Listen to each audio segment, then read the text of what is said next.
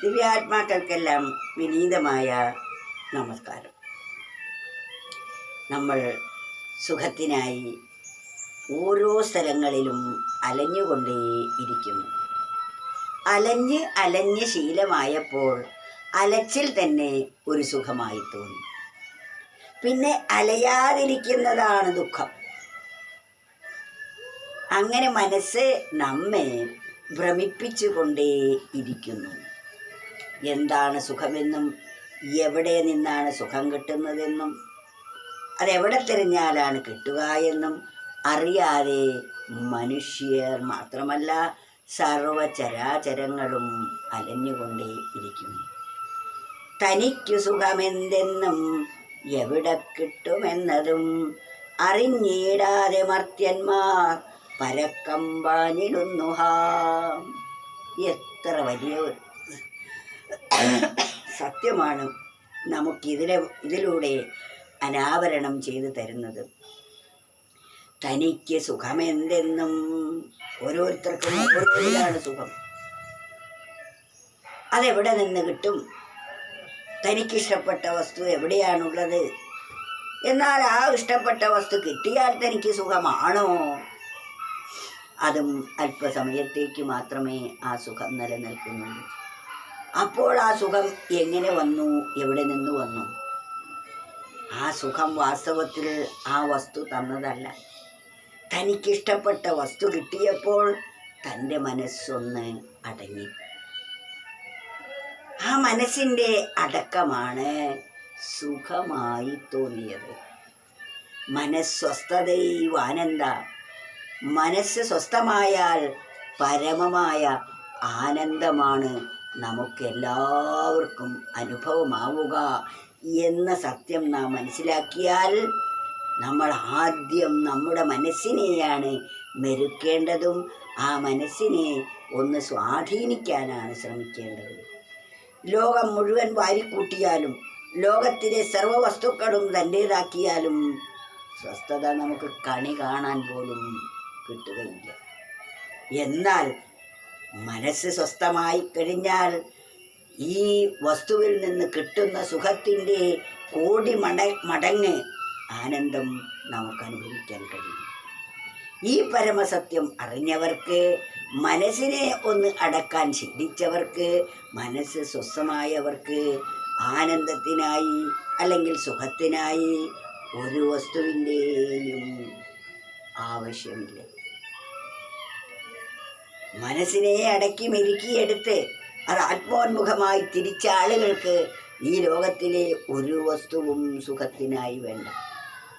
അവർക്ക് ആനന്ദിക്കാൻ ഒന്നിൻ്റെയും ആവശ്യമില്ല, ആരുടെയും ആവശ്യമില്ല.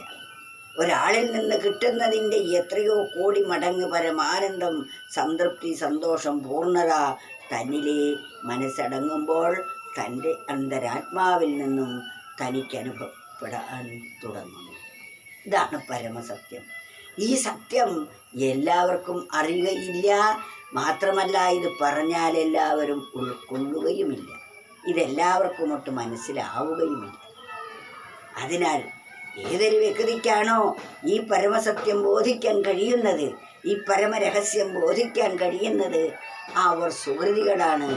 അവർക്കത് കണ്ടെത്താൻ സാധിക്കും.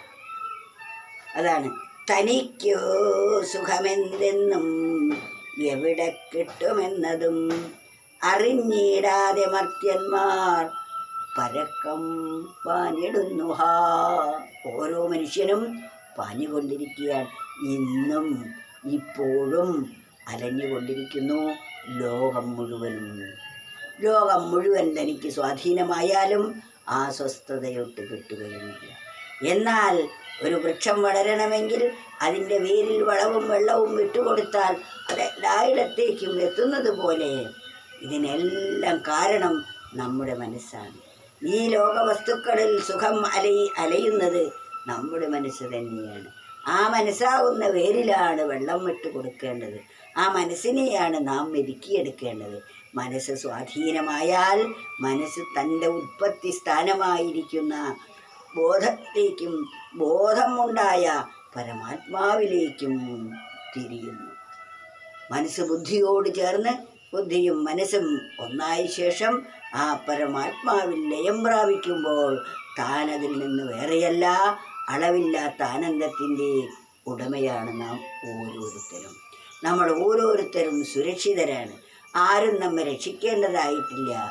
നമുക്ക് പരമമായ സംതൃപ്തിയും സന്തോഷവും പൂർണ്ണതയും അനുഭവമാകുന്നു. ഇതാണ് നമുക്ക് അറിയേണ്ടതും നാം ചെയ്യേണ്ടതുമായ രഹസ്യമായ കാര്യം. തനിക്കു സുഖമെന്തെന്നും എവിടെ കിട്ടുമെന്നതും അറിഞ്ഞിടാതെ മർത്യന്മാർ പരക്കം വാനിടുന്നുഹാം. അവർ കിട്ടേണ്ട പരമസത്യാണ് ഈ പറഞ്ഞത്. അതിനാൽ ഇതറിയാതെ ഓരോ മനുഷ്യനും പാഞ്ഞുകൊണ്ടിരിക്കുന്നു.